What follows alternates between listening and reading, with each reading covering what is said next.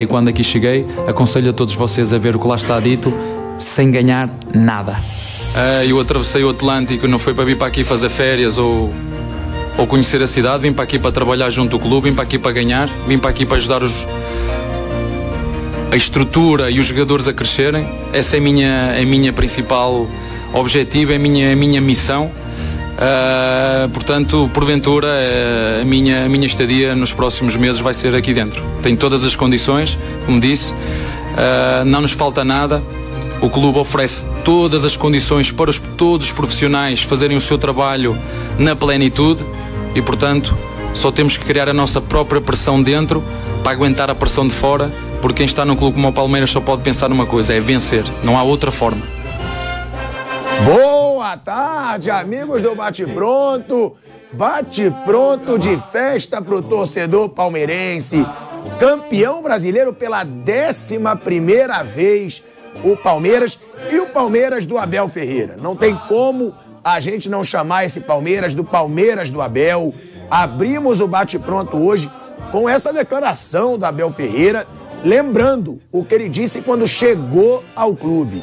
O Abel dizendo que tinha estrutura para isso e que ali ele passaria grande parte do seu tempo. E não mentiu o Abel Ferreira. É um cara muito trabalhador.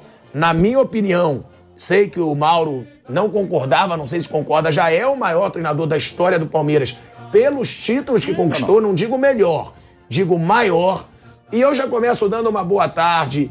Mauro Betting, que tá rindo à toa hoje.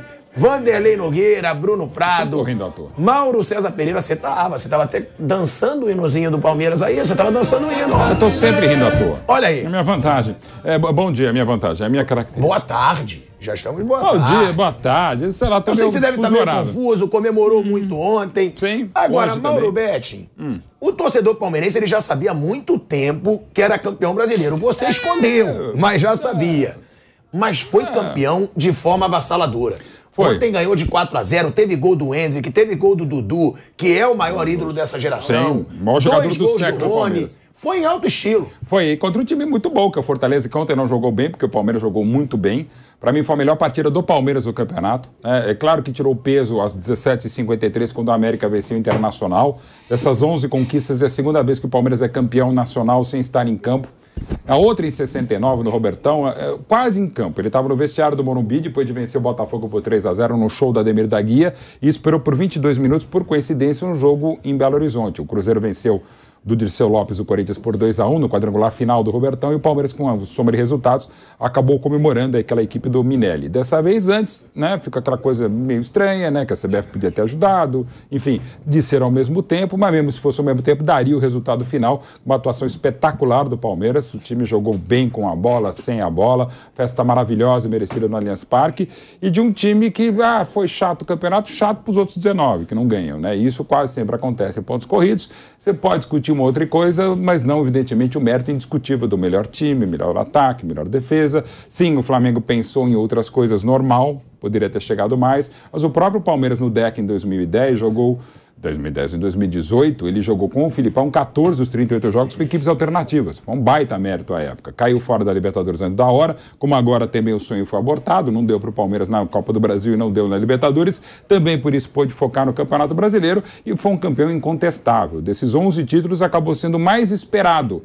Teve até times melhores, a segunda academia, por exemplo, de 72, 73, aquelas vias lácteas montadas pela Parmalat fundamentais em 93 e 94, mas foi uma grande conquista, coroada com uma atuação excelente, de um time que vive com o Abel Ferreira seu melhor momento. Exatos ontem, 2 anos dessa entrevista, quando ele enfim foi apresentado ao Palmeiras e apresentou mais do que imaginava. Ele mesmo fala, né, vamos ver nos próximos meses, porque ele sabia, aliás, a mulher temia, que aqui no Brasil fosse aquela coisa, era um momento de instabilidade do Palmeiras, em 3 meses já batia campeão da Libertadores, em 5 Copas do Brasil e mais uma conquista. Para você é o maior treinador da história do Palmeiras. Eu ainda acho que é Luiz Luxemburgo, Filipão e Brandão. Mas está dando seta para a esquerda e está atropelando o Abel. Não é nem pelo número de conquistas, é pela qualidade e, sobretudo, pela identificação. O Abel é um palmeirense nascido em Penafiel. Exigente, é chato, reclama da arbitragem, com razão, e às vezes perde até a razão, intenso, enfim, todas as características do palmeirense, de um modo geral, as virtudes e os defeitos, né, você encontra no Abel. E, sobretudo, essa vontade de vencer. E não só essa vontade, essa capacidade de vencer. E como diria o Flávio Prado ainda, ele falou, não, são 7 títulos, né, porque 4 são por fax. De fato, são grandes feitos e fatos, para não entrar de novo nessa polêmica, mas eu até tiraria um, porque ontem o Palmeiras ganhou um título por WhatsApp. O time estava na academia e chegou um zap, olha, o América venceu o Inter, vocês já são campeões. E aí, na dúvida, para mostrar, o Palmeiras foi brilhante nos 4-0. Agora, você ainda acha Luxemburgo, Filipão e Brandão maiores do que o Abel? Melhores e maiores, embora são vários momentos. O Brandão, o primeiro título dele é 47. O último título pelo Palmeiras é o Paulista de 74. É outra fase com muito distância e fases completamente diferentes. O Brandão teve a segunda academia, o Luxemburgo teve as Vias Lácteas montadas pela Parmalat e o Filipão também pegou a última, foi campeão da primeira Libertadores. O Abel não tem tantos jogadores bons, embora você tenha o Everton, você tenha Gomes, você tem Danilo, você tem o Scarpa, você tem, aliás, o craque do campeonato, o Scarpa, você tem Veiga, tem Dudu, jogadores fundamentais como Rony, Marcos Rocha, já você está vendo aí que é muita gente boa, mas potencializada demais por esse Abel Ferreira, que, aliás, vai ter o maior jogador revelado pela base do Palmeiras, o grande reforço do Palmeiras para 2023 e para o futebol brasileiro, que é o Endrick. Ele está dando certo pela esquerda. Quando ele acabar o trabalho do Abel daqui uns 15 anos, se Deus quiser, se Brasil e Portugal não levarem, aí ele talvez seja o maior e o melhor. Eu acho ele o maior, até porque, como você lembrou, né? Teve Luxemburgo, teve Filipão, Brandão. Só que o Luxemburgo, por exemplo, tinha um time dos sonhos nas mãos. E às vezes também não, em 2008 não, aliás, o 2020 também não era grande coisa, embora com o Abel ganhou até Libertadores, que o Luxemburgo não estava tão bem. Eu acho que o Abel conseguiu tornar um time que não é mágico, não, é um bom time, mas é um time multicampeão. Multicampeão, impressionante. E numa época que você tem um mega Flamengo, o próprio Atlético Mineiro, enfim, não é fácil. E ainda mais para um cara que chegou ao Brasil, tem um mau humor desgraçado da maioria das pessoas, das pessoas, né? Também porque ele é treinador do Palmeiras, mas muito porque ele também cria, ou às vezes quando ele não cria, criam para cima dele, enfim, faz parte do pacote. E ele gosta disso. Eu não gosto dessa coisa contra tudo e contra todos, em qualquer campo de atividade humana. Mas o Abel sabe potencializar isso, embora ele mesmo admita que ele exagere em muitas das situações ao lado do campo e até nas entrevistas. E foi um Abel que, acho que em 2022, não apenas conheceu melhor e evoluiu o trabalho, acho que tudo isso aí é verdade, mas principalmente foi alguém que teve um pouco mais de alívio do calendário. O Abel de 2021 foi um cara que dirigiu o Palmeiras em mais de 90 jogos, um jogo a cada 4 dias. Então, como é que a gente poderia imaginar um time jogando mais, um time treinando mais para oferecer mais? Era um Abel que, para mim, claramente se concentrou nos eventos especiais. Vamos fazer os grandes jogos. A gente vai se concentrar naqueles jogos realmente decisivos. Vamos ter que abrir mão de muita coisa, né? Porque não dá para jogar tudo num ambiente que você faz mais de 90 jogos numa temporada. Eu acho que, em relação a isso aí, o objetivo foi muito bem sucedido. Agora, também teve, claro, como disse o Mauro, o total aval da direção do Palmeiras, porque a direção do Palmeiras soube comprar isso. Tá? Olha, nós vamos abrir mão de Campeonato Paulista, algumas coisas que tem aí pelo meio. Claro que aquela derrota para o CRB na Copa do Brasil foi algo muito indesejado, vexatório, um ponto fora da curva. Mas, se a gente pensar realmente nas grandes decepções, talvez aquela tenha sido a única.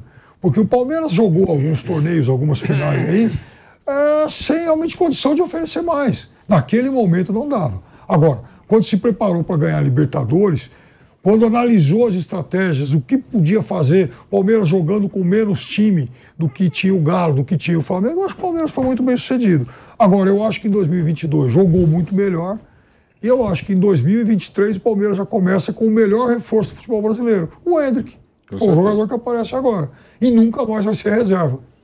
Ele vai jogar esse restinho de campeonato. Nós falamos isso aqui outro dia, né? Que ele ia jogar esses 4 jogos finais. E no Campeonato Paulista, que vai ser aquela baba, Endrick vai lá, se empantude de fazer gol, ganha aí melhor autoestima. Agora você também é grandão. E aí eu acho que o único problema que isso pode gerar ano que vem é convocação para porcaria de seleção pré-olímpica, sub não sei o quê, sub não sei de onde. Olha, tem isso. O cara tem 16 anos, ele vai ser convocado para tudo isso aí. Aí, intercolegial, com certeza. Intercolegial, ele tem final hoje, intercolegial. Queda de braço. E aí até atrapalha a carreira do menino. Lógico, é importante estar na Olimpíada, importante coisa nenhuma, grande porcaria, quer dizer, e aí? Palmeiras que só vai ficar com ele até 2024. Vai ter que dividir com esse monte de sub, não sei o quê. Não, mas tá bom. Ó, a gente lembra da situação do Pedro no Flamengo. O Flamengo não liberou. O Palmeiras é obrigado a liberar? Aí é uma outra... cada jogador na Olímpica é uma conversa. Não, tudo mas o Palmeiras não é obrigado a liberar. Não, certo? mas de repente, eu acho que não será o caso, como bem destacou o Piperno, não deve ser o caso. Mas, cara, de repente pode ser um sonho dele, como é o Daniel Alves em um outro momento. Mauro, só pode dar confusão se a entidade que convoca peitar. É isso, porque aí tem FIFA envolvida. Então agora, se a entidade... Depende da competição, né? Depende da competição. Há competições que você é obrigado a liberar. Não, eu Olimpíada é exatamente isso. Mas mesmo aquela que você é obrigado, se você que é o cara que comanda essa convocação, entende que é uma situação diferente, e compreendo, você não terá essa obrigação. Não tem confusão. Então, o Rodrigo não pôde se despedir do Santos para jogar o pujante de Toulon. Então, o Palmeiras tem que pensar nisso, isso que você está falando, Piperno, o Palmeiras tem que pensar isso hoje.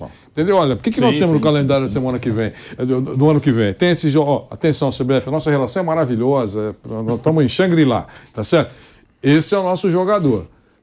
Vou perder 3 meses dele no conjunto da obra, de um cara que nós sabemos que vai embora daqui menos de um ano. Dá para vocês entenderem isso? Não. É convocação, é camisa e fim de papo. Tudo bem, mas tem que deixar isso muito claro. Transparência, deixar muito claro. Ó, nós tentamos, tá legal? Tentamos, mas a CBF não abriu mão. E a torcida vai, ei, CBF, aquele negócio, entendeu? Eu acho correto isso. Tem que... E aí, CBF, igual o Palmeiras deveria ter deixado claro, se é que fez isso. Olha, eu sei que está no contrato, 21h30 não é legal, a gente vai ser pode ser campeão. Nós tentamos, tá? Mas olha, a CBF ou a televisão não concordaram. Porque eu não vi em nenhum lugar o Palmeiras dizendo realmente o horário é uma porcaria. Aceitou. E aí uma outra questão, até de diretoria, aí, como a gente não sabe nem 0,5% desse tipo de negociação, faz parte do contrato, assim, era legal para a isonomia que fosse ao mesmo tempo e acaba dando na mesma, aquela sensação, puxa, seria legal, mas aí, de novo, até pegando o fato que eu falo um pouco como torcedor, agora, dia 19, vai completar 8 anos do Allianz Parque, né? Quando ele foi inaugurado naquele jogo da derrota para o Sport. E no segundo jogo foi aquele desespero contra o Atlético Paranaense do Everton, né? E com uma atuação de superação do Valdívia, o Palmeiras acabou ficando, o Santos venceu com o gol do Thiago Ribeiro, o Vitória no Barradão, caiu o Vitória, o Palmeiras fez de tudo para cair com 40 pontos, o Palmeiras do Dorival Júnior, né? De histórias de superação do Palmeiras e do próprio Dorival Júnior, brilhante campeão agora da Copa do Brasil e da Libertadores. Assim, e o Palmeirense, aquele time, eu acho que eu comentei aqui na Jovem Pan, como torcedor ele me dava, eu não estava ainda na Jovem Pan, mas ele me dava uma sensação que eu nunca passei na vida, é o pior time que eu vi na vida do Palmeiras. Todo tiro de meta do adversário, quando não entrava no gol do Palmeiras, era um alívio, porque parecia que todo tiro de meta a bola ia entrar. Não só no 6-0 contra o Goiás, assim, tudo dava errado, mas enfim, e muito errado, o time muito mal, ok.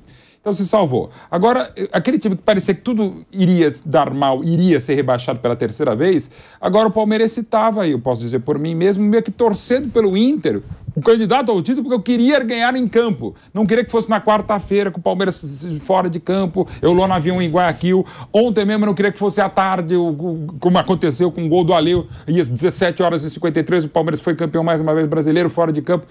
A gente falou palmeirense como um todo, e não estou falando pela maioria, estou falando por mim. Eu queria ganhar, não que não ganha no campo, mas ganhando jogando, né? Então fica aquela coisa, você torcer para o vice, pode parecer até a soberba, uma certa jactância, não, mas a fase é tão boa.